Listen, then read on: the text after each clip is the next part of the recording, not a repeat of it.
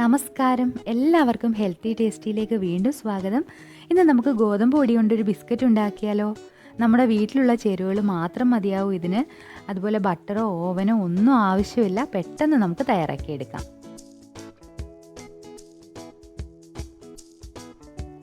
ആദ്യം നമുക്ക് പഞ്ചസാരയൊന്ന് പൊടിച്ചെടുക്കണം. ഞാനിവിടെ ഒരു 1/2 കപ്പ് പഞ്ചസാര എടുത്തിട്ടുണ്ട്. അതിലേക്ക് ഒരു 4-5 ഏലക്ക കൂടി ചേർത്തിട്ടാണ് പൊടിച്ചെടുക്കുന്നത്. അപ്പോൾ നിങ്ങൾക്ക് അധികം മധുരം വേണ്ട എന്നുണ്ടെങ്കിൽ 1/4 കപ്പ് പഞ്ചസാര എടുത്താൽ മതി. ഒരു ബൗളിലേക്ക് ഞാൻ 1/2 കപ്പ് എണ്ണ ഒഴിച്ചിട്ടുണ്ട്. ഞാൻ സൺഫ്ലവർ ഓയിലാണ് എടുത്തിരിക്കുന്നത്. 1/2 കപ്പ് മുതൽ 3/4 കപ്പ് വരെ എണ്ണ നമുക്കിതിലേക്ക് ആവശ്യമുണ്ട്. ആദ്യം നമുക്കൊരു 1/2 കപ്പ് എണ്ണ ഒഴിക്കാം. ഈ എണ്ണയിലേക്ക് നമുക്ക് പൊടിച്ചു വെച്ചിരിക്കുന്ന പഞ്ചസാര ചേർത്തിട്ട് നന്നായിട്ടൊന്ന് ഇളക്കിയെടുക്കണം. നിങ്ങൾക്ക് ഈ എണ്ണ സൺഫ്ലവർ ഓയിലൊക്കെ ഉപയോഗിക്കുന്നതിന് പകരം വേണമെങ്കിൽ നെയ്യ് ഉപയോഗിക്കാം, അതല്ലെങ്കിൽ ബട്ടർ വേണമെങ്കിലും ഉരുക്കിയതിന് ശേഷം ഉപയോഗിക്കാം.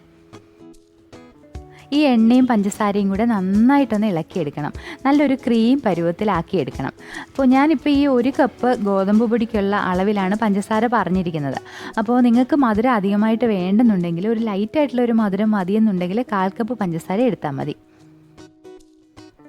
ആ എണ്ണയും പഞ്ചസാരയും കൂടി നല്ലപോലെ യോജിച്ച് വന്നിട്ടുണ്ട്.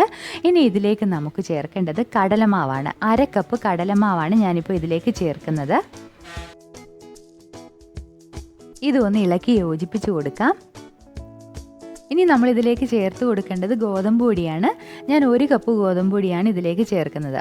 അപ്പോൾ നിങ്ങളുടെ കയ്യിൽ അളവ് കപ്പൊന്നും ഇല്ലെങ്കിൽ ഒരു ചായ കപ്പോ അതല്ലെങ്കിൽ ഗ്ലാസ്സോ മറ്റോ എടുത്താൽ മതി. അതിൻ്റെ ഒരു അളവിൽ ഇതെല്ലാം എടുത്താൽ മതി. അല്പം ഉപ്പ് ഇതിലേക്ക് ചേർത്ത് കൊടുക്കാം. മധുരം ഒന്ന് ബാലൻസ് ചെയ്യാൻ വേണ്ടി ഉപ്പ് ചേർക്കുന്നത് നല്ലതാണ്. ഇനി ഇതെല്ലാം കൂടെ നന്നായിട്ടൊന്ന് ഇളക്കി യോജിപ്പിച്ചെടുക്കാം. ഇതിപ്പോൾ ഈ ഒരു പരുവത്തിൽ നമ്മൾ ഇളക്കിയെടുത്തിട്ടുണ്ട്. ഇനി ഇത് കുറച്ചുകൂടി ഒന്ന് മാവ് പരുവത്തിലാക്കിയെടുക്കണം. അതിനുവേണ്ടി നമ്മൾ ബാക്കിയിരിക്കുന്ന എണ്ണ കൂടി ഇതിലേക്ക് കുറച്ചായിട്ട് ചേർത്ത് കൊടുക്കാം. നമ്മൾ ആദ്യം 1/2 കപ്പാണല്ലോ ചേർത്തത്. ഇനി കുറച്ചായിട്ട് ഒഴിച്ചിട്ട് നമുക്കിതൊന്ന് കുഴച്ചെടുക്കാം.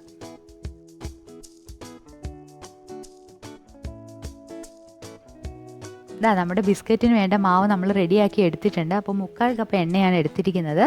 നിങ്ങൾ ചപ്പാത്തിയുടെ മാവ് പോലെ നല്ല സോഫ്റ്റായിട്ടൊന്നും വരേണ്ട ആവശ്യമില്ല. കുറച്ചൊന്ന് കട്ടിയായിട്ടിരുന്നാൽ മതി. നമ്മളിന്നിത് ഓവൻ ഇല്ലാതെയാണ് തയ്യാറാക്കുന്നതെന്ന് പറഞ്ഞല്ലോ. അപ്പോൾ ഇതേപോലെ കേക്ക് ടിന്നിലോ അല്ലെങ്കിൽ സ്റ്റീൽ പ്ലേറ്റിലോ അതും അല്ലെങ്കിൽ ഇഡ്ഡലി തട്ടിലോ വെച്ച് നിങ്ങൾക്കിത് ബേക്ക് ചെയ്തെടുക്കാം. അപ്പോൾ അതിനുവേണ്ടി ഞാനിവിടെ ഒരു സ്റ്റീൽ പ്ലേറ്റിലേക്ക് ഒരു ബട്ടർ പേപ്പർ ഇട്ടിട്ടുണ്ട്. ഈ ബട്ടർ പേപ്പർ ഇല്ലെങ്കിൽ നിങ്ങൾ പകരം ഓയിൽ തടവിയാൽ മാത്രം മതി. ഇതുപോലെ ഒരു സ്റ്റീൽ പ്ലേറ്റ് എടുത്തിട്ട് അതിൽ നന്നായിട്ടൊന്ന് എണ്ണ തേച്ചിട്ട് അതിലേക്ക് ഈ ബിസ്ക്കറ്റ് ഇതേപോലെ ഒന്ന് വെച്ച് കൊടുത്താൽ മതി. ഇനി ഇതിൽ നിന്ന് ഇതേപോലെ ചെറിയ ഉരുളകളാക്കി എടുത്തിട്ട് നമുക്ക് ബിസ്ക്കറ്റിൻ്റെ രൂപത്തിൽ റെഡിയാക്കി എടുക്കാം. ഇതുപോലെ ഉരുട്ടിയതിന് ശേഷം ചെറുതായിട്ടൊന്ന് പ്രസ് ചെയ്ത് കൊടുത്താൽ മതി.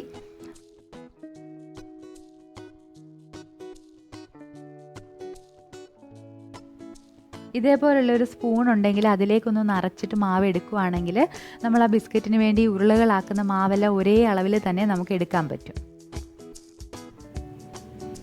ഇതുപോലെ വേണമെങ്കിൽ നിങ്ങൾക്കൊരു ഫോർക്കോ മറ്റോ വെച്ചിട്ട് ഇഷ്ടമുള്ളൊരു ഡിസൈൻ കൂടി ചെയ്ത് കൊടുക്കാം.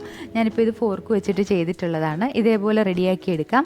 വേണമെങ്കിൽ ഇതിൻ്റെ മുകളിലേക്ക് നട്ട്സ് വെച്ച് കൊടുക്കാം. നിങ്ങൾക്ക് ഇഷ്ടമുള്ള ഒരു ഡിസൈന് അല്ലെങ്കിൽ ഇഷ്ടമുള്ള ഷേപ്പിൽ നിങ്ങൾക്ക് ഈ ബിസ്ക്കറ്റ് റെഡിയാക്കി എടുക്കാം.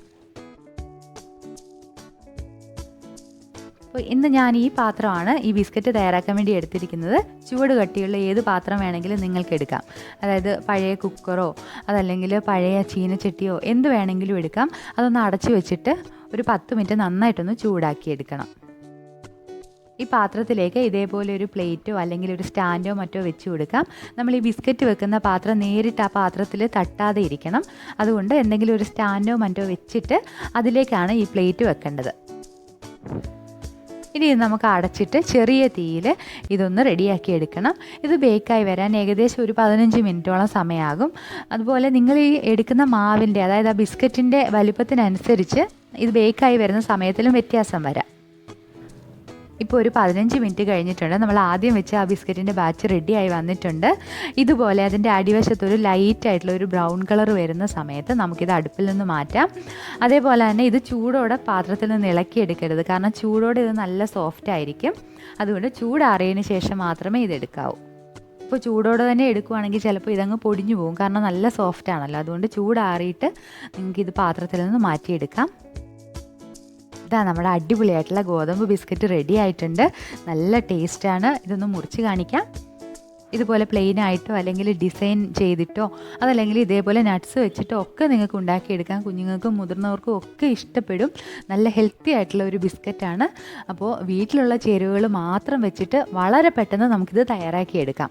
അപ്പോൾ നിങ്ങൾക്ക് ഈ വീഡിയോ ഇഷ്ടമായെങ്കിൽ ലൈക്ക് ചെയ്യുക, ഷെയർ ചെയ്യുക, അതുപോലെ ചാനലും ഒന്ന് സബ്സ്ക്രൈബ് ചെയ്യുക. നിങ്ങളുടെ അഭിപ്രായങ്ങളും അറിയിക്കണം. മറ്റൊരു നല്ല വീഡിയോയുമായിട്ട് വീണ്ടും കാണുന്നത് വരെ നന്ദി, നമസ്കാരം.